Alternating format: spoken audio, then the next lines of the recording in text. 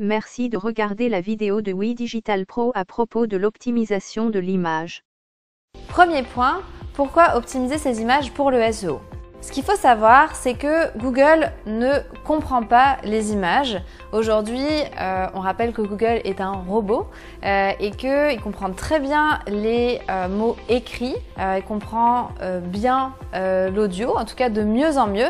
Par contre, les images, c'est vraiment quelque chose que, au niveau de l'interprétation, c'est pas encore super au point. Donc, ce qu'on veut faire, c'est que on veut aider Google à bien comprendre les images en ajoutant des mots pour que les robots puissent comprendre le sujet des images. Ça vous permet également de rajouter du contexte à votre page. Au moment où vous écrivez votre page, vous mettez votre contenu textuel, puis le fait de mettre des images, c'est très positif. Par contre, si Google ne peut pas les comprendre, ça enlève du contexte, ça enlève une possibilité de mettre un mot-clé supplémentaire au niveau de votre image. Donc, on va voir comment on peut faire pour avoir une bonne optimisation des images. Deuxième point, le poids des images.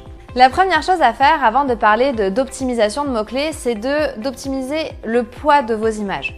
Souvent, on se rend compte que les images, elles sont beaucoup trop lourdes. Ce qui arrive aujourd'hui, c'est que les gens ont des super appareils photo avec leur téléphone ou même avec des appareils photo professionnels, ce qui fait que les images, elles sont très lourdes.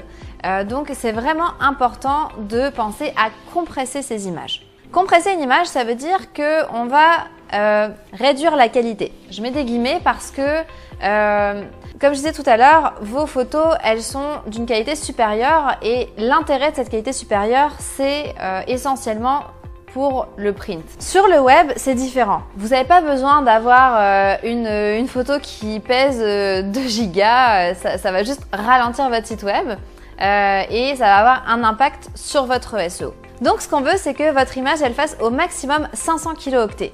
Essayez d'aller même moins que ça. Ce que vous pouvez faire, c'est que vous pouvez faire ensuite des tests sur les différents écrans pour voir si votre image elle est pixelisée ou non. Pour optimiser vos photos, vous pouvez utiliser des logiciels de compression d'image qui va donc compresser le poids de l'image et puis rendre votre image moins lourde. Ou vous pouvez utiliser des logiciels comme Photoshop par exemple qui offrent ces fonctionnalités-là également. Troisième point, l'optimisation SEO pour les images. Une fois que vous avez bien optimisé la taille de votre image, vous allez pouvoir commencer à l'optimiser vraiment pour le SEO en y intégrant des mots-clés.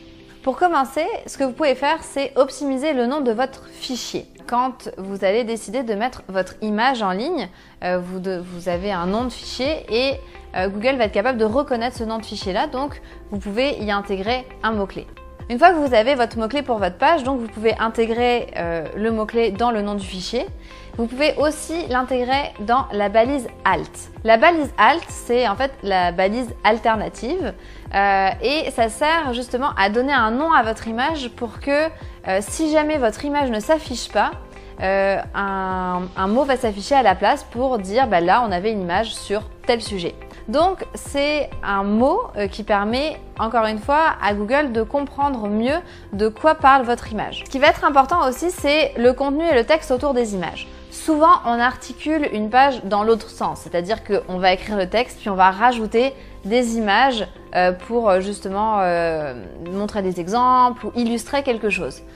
Donc ça va être intéressant justement qu'il y ait un sens entre le nom de l'image et puis le texte qu'il y a autour de l'image. Donc faites attention à ça, de bien mettre des illustrations de ce que vous êtes en train de dire quand vous faites un article de blog. Si vous parlez d'un sujet A en particulier dans un paragraphe, mettez une illustration du sujet A, puis au paragraphe B, illustration du sujet B.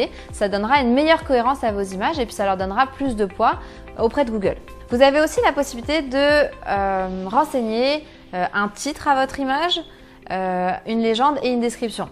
Là, le titre dont je parle, c'est pas le nom du fichier dont on parlait plus tôt. C'est vraiment pour quand vous intégrez votre image, vous pouvez ajouter le titre d'une image, une légende et une description. Et là aussi, vous allez vouloir intégrer vos mots-clés pour donner encore plus de poids à cette image, à la fois pour optimiser la page sur laquelle se trouve cette image, puis éventuellement pour ressortir dans Google Images par exemple. Merci pour votre confiance, abonnez-vous sur notre chaîne.